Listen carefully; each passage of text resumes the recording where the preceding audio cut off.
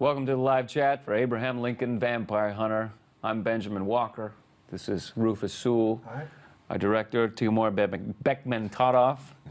You know, he makes me nervous. He's so powerful and talented. Right, it's written there. And of course, our executive producer and author, Seth Grahame-Smith. Let's get started.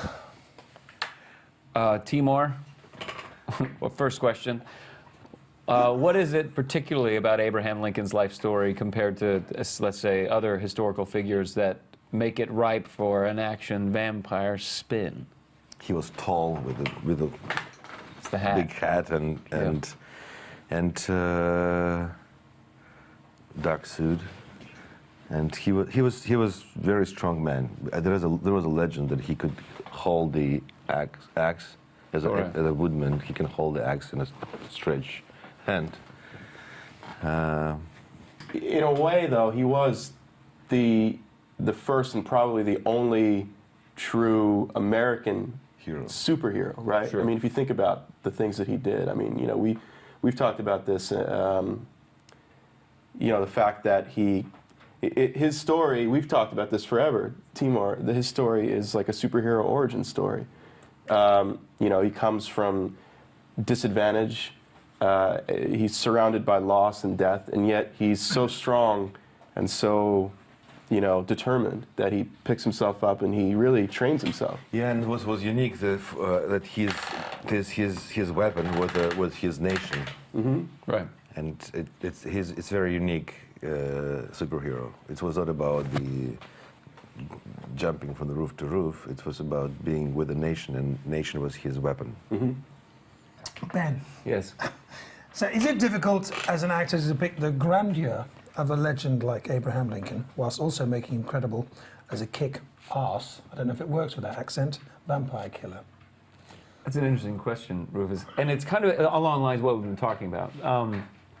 What makes him fascinating and impressive is that he was a common man who pulled himself up, he was self-educated, he made himself into a hero, but his origins are our origins ours, as citizens and as Americans and as common men and women. And then when faced with extreme and extraordinary circumstances, how do we react? And that's what makes him a hero.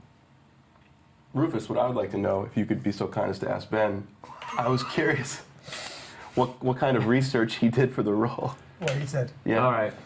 Actually, we did a lot. I mean, what we're making is a period movie that happens to be about vampires. I read a few books. One book in particular about the melancholy of Abraham Lincoln was very helpful, kind of about his depressive and romantic nature. It lends itself nicely to our Gothic tale. One of the things that I love that Timur did with the movie is everything.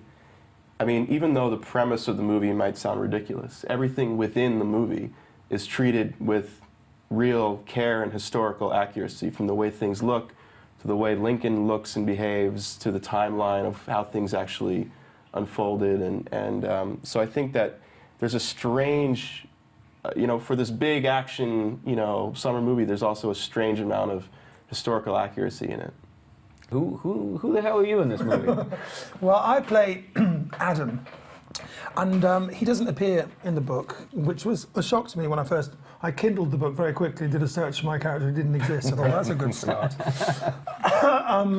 But I see that it was necessary to have a central vampire who represented their aspirations, who was, I mean, I like to think, you know, that he sees himself as the president of the vampires, you know, that he's the counterpart. Because I see him, he comes across very much in the reading as a kind of cigar room deal maker of the vampire world, you know. Right.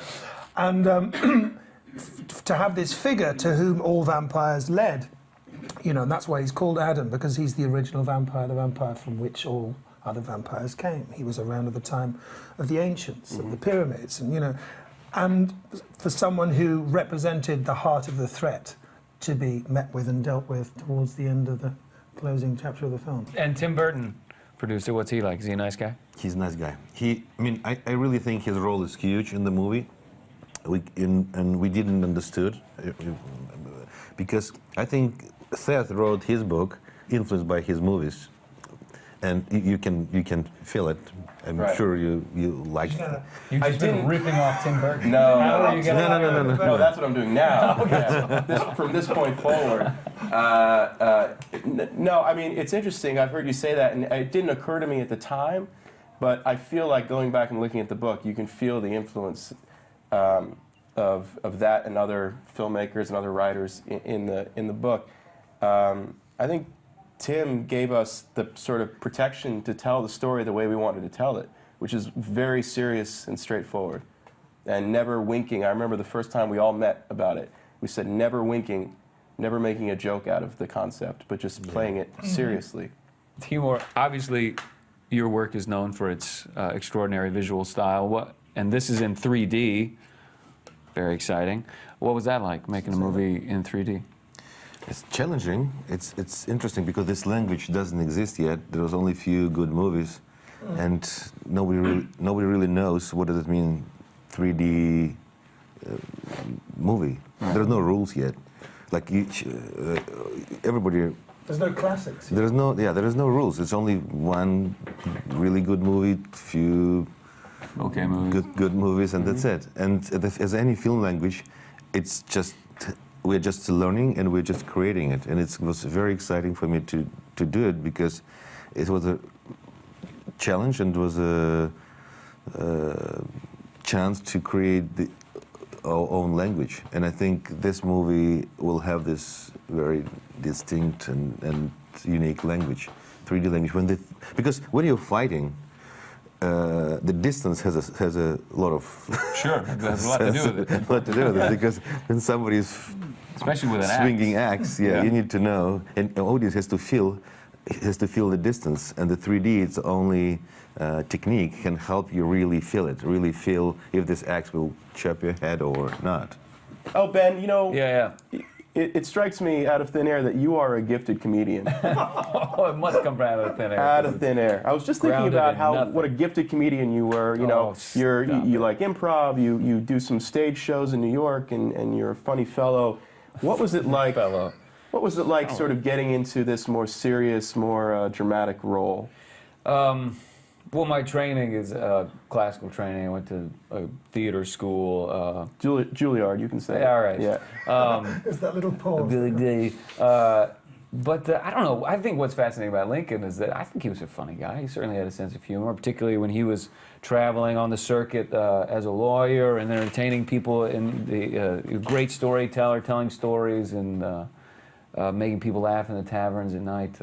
I don't think this is an unfunny movie, but it was pretty effortless because of the script that you wrote and Timur's direction. I mean, and how frightening Rufus is. I mean, it really sucks the humor right out of it when he's trying to bite your Thanks a face lot, off. Rufus. It'll be absolutely impossible for Lincoln to survive without sense of humor. And there's so many different depictions of vampires. Why did you pick guys like Rufus to do this one? Yeah, why did I mean, you there's make so many didn't you different make your kinds. vampires? Why this You know, genre? what influenced you to? Why aren't your vampires Apart from sexier? just availability. Right. Why don't they glisten in the sun? Honest. They're honest. Yeah, honest. Like what was important in this movie that the Abraham Lincoln has to be honest and Adam has to be honest. But they're real, and that's As what's scary about them. So your book, huge success, very exciting, and now the movie's coming out. Are you gonna write a sequel? I hope so. Yeah, I'm fascinated with, for people who read the book, without saying anything about the film or the similarity of the ending or whatever, the book certainly leaves things open, and there's more to, certainly the Henry story, and there's more to perhaps the Abe story than we have told in this book, Adam story. and certainly more than the Adam story, because frankly, I can invent a whole Adam story now. Exactly. From so there is the And you should as well. I shall. Yeah, I wouldn't dream of it. I think look, hopefully we're very proud of the film, and hopefully the film does well, and everyone's clamoring for a sequel. But I certainly feel like there's more of the story to tell, even from just a book perspective. It's been exciting to hear all of your questions about the upcoming film. Thank you for asking and take care.